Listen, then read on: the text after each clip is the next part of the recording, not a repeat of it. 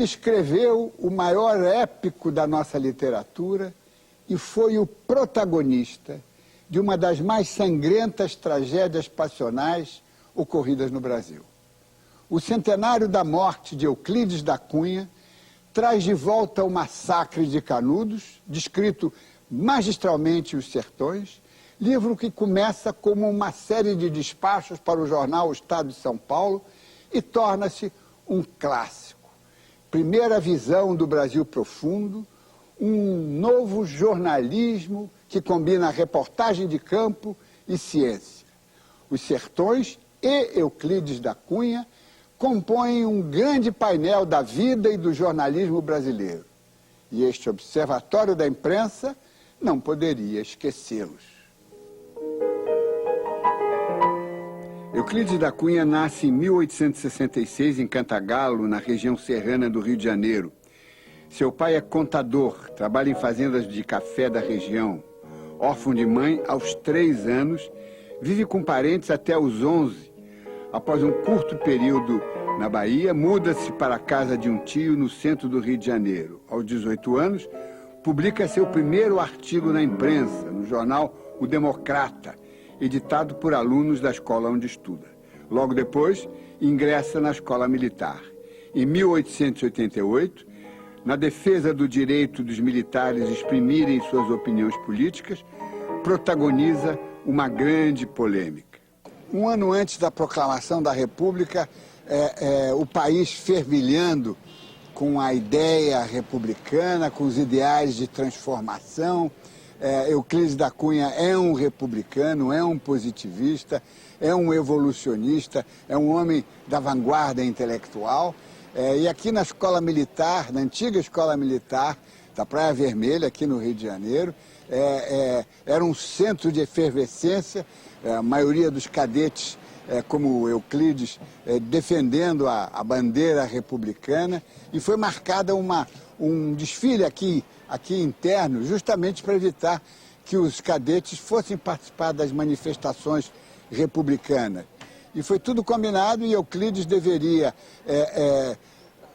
levantar o seu sabre baioneta e parti-lo no joelho e jogá-lo aos pés do comandante num ato de rebeldia. Ele fez isso. Não conseguiu quebrar o sabre baioneta, mas os outros companheiros não o acompanharam. Ele foi preso e poderia ser enforcado por indisciplina, segundo o Código Militar. Ele foi perdoado e largou a carreira militar. Esse foi um dos momentos mais dramáticos da sua carreira, um desafio que ele soube vencer, e a partir daí ele transformou-se não mais no tenente, agora no engenheiro que ia jogar toda a sua capacidade intelectual na luta pela implantação da República. A formação do Euclides era basicamente francesa. Era uma formação francesa e, curiosamente, ele não teve o que hoje se chamaria um estudo humanístico, filosófico. Ele é produto do quê? De uma escola de engenharia, de uma escola que... Uma escola militar. Escola militar, que lhe deu, por uma espécie de convênio, o direito de ser engenheiro civil.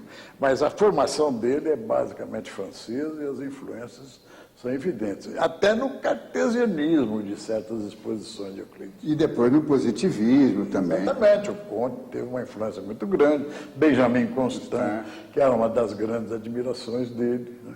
E a ideia republicanista, que Euclides da Cunha não apenas aderiu a ela, mas fez valer publicamente, praticamente, a sua adesão no episódio do sabre, né, dele lançar o protesto, o sabre aos pés do ministro da Guerra. Agora, ele nesse republicanismo dele, ele não sabia reconhecer que a monarquia, sobretudo Dom Pedro II, deu uma contribuição ao país. Ele admitia isso? Não. Olha, Ou isso é posterior? Ele era, assim, muito imbuído das ideias do positivismo kantiano. Ele não tem, com relação a Dom Pedro II, nenhuma frase irônica, nenhum juízo de valor negativo, mas ele era profundamente republicano.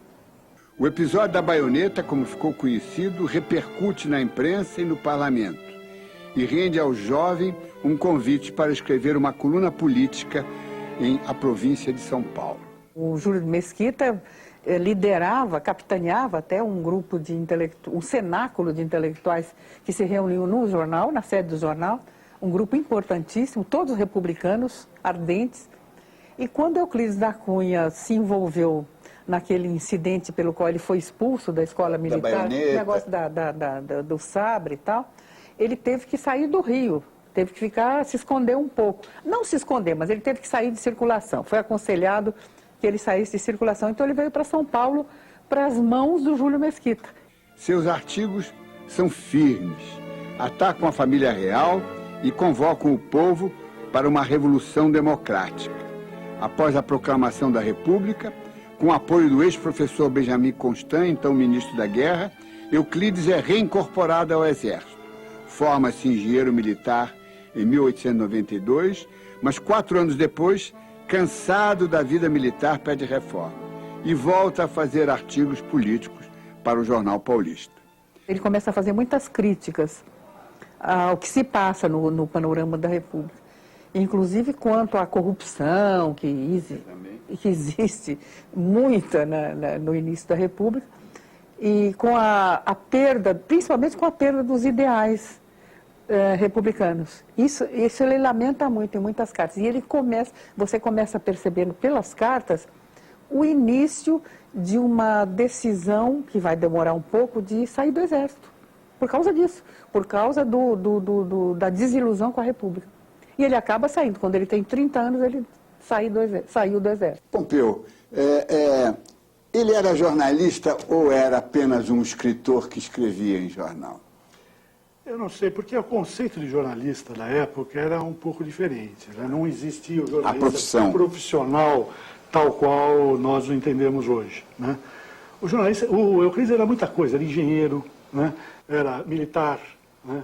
Era um geólogo amador. Um sociólogo amador, ele era tudo. Né? E, evidentemente, colaborou muito com a imprensa, trabalhou muito, aliás, não só colaborou, trabalhou, ele era redator do Estado de São Paulo numa certa fase da vida dele, quando foi, às vésperas de ser enviado para Canudos.